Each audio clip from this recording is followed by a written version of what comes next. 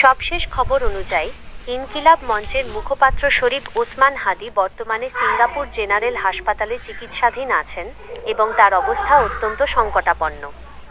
মাথায় গুলিবিদ্ধ হওয়ার পর গত 15 ডিসেম্বর তাকে এয়ার অ্যাম্বুলেন্সে সিঙ্গাপুর নেওয়া হয়েছিল। তবে সিঙ্গাপুরের চিকিৎসকদের সবশেষ মূল্যায়ন অনুযায়ী তার অবস্থার আশানুরূপ উন্নতি হয়নি। এ কারণেই তাকে আরও উন্নত চিকিৎসার জন্য যুক্তরাষ্ট্রে স্থানান্তরের বিষয়টি গুরুত্বের সাথে ভাবা হচ্ছে। সিঙ্গাপুরেও সংকটে ওসমান হাদি উন্নত চিকিৎসার জন্য এবার যুক্তরাষ্ট্রে নেওয়ার প্রস্তুতি। নিজস্ব প্রতিবেদক 17 ডিসেম্বর 2025। মাথায় গুলিবিদ্ধ হয়ে গত কয়েকদিন ধরে জীবন মৃত্যুর সন্ধিক্ষণে থাকা ইনকিলাব মঞ্চের মুখপাত্র শরীফ ওসমান হাদির শারীরিক অবস্থার কোনো উন্নতি হয়নি। সিঙ্গাপুর জেনারেল হাসপাতালে SGH নিবিড় পর্যবেক্ষণে থাকলেও তার মস্তিষ্কের জটিলতা অপরিবর্তিত রয়েছে।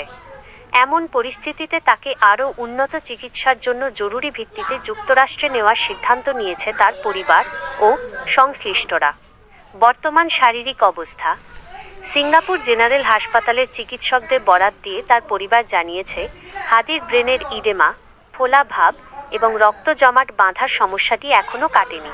যদিও সিঙ্গাপুরে নেওয়ার পর তার হার্টবিট ও রক্তচাপ কিছুটা স্বাভাবিক হয়েছিল, তবে নিউরোলজিক্যাল কোনো বড় উন্নতি দেখা যায়নি। তাকে এখনও লাইফ সাপোর্ট বা ভেন্টিলেটর সাপোর্টে রাখা হয়েছে। সিঙ্গাপুরের চিকিৎসকরা জানিয়েছেন, হাদির মস্তিষ্কের যে অংশে গুলি লেগেছে সেখানে অস্ত্রোপচারের জন্য তার বর্তমান অবস্থা এখনও ঝুঁকিপূর্ণ।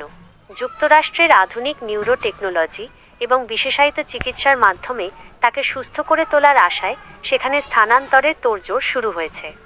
সবকিছু ঠিক থাকলে খুব দ্রুতই আরেকটি অত্যাধুনিক এয়ার অ্যাম্বুলেন্সে তাকে নিউ ইয়র্ক বা ক্যালিফোর্নিয়ার কোনো বিশেষায়িত হাসপাতালে নিয়ে যাওয়া হবে। ওসমান হাদির ভাই ওমর বিন হাদি এবং ইনকিলাব মঞ্চের সদস্যরা জানিয়েছেন, সিঙ্গাপুরের ডাক্তাররা সাধ্যমতো চেষ্টা করছেন, কিন্তু আমরা কোনো সময় নষ্ট করতে চাইছি না। উন্নত প্রযুক্তির শেষ সম্ভাবনাটুকু দেখতেই তাকে যুক্তরাষ্ট্রে নেওয়ার পরিকল্পনা করা হচ্ছে। তারা দেশবাসীর কাছে তার দ্রুত সুস্থতার জন্য বিশেষ দোয়া চেয়েছেন। উল্লেখ্য, গত 12 ডিসেম্বর রাজধানীর পুরানা পল্টন এলাকায় একটি রিকশায় থাকা অবস্থায় তাকে লক্ষ্য করে গুলি চালায় দুর্বৃত্তরা। গুলিটি তার মাথার পেছনে টেম্পোরাল রিজিয়ন দিয়ে প্রবেশ করে।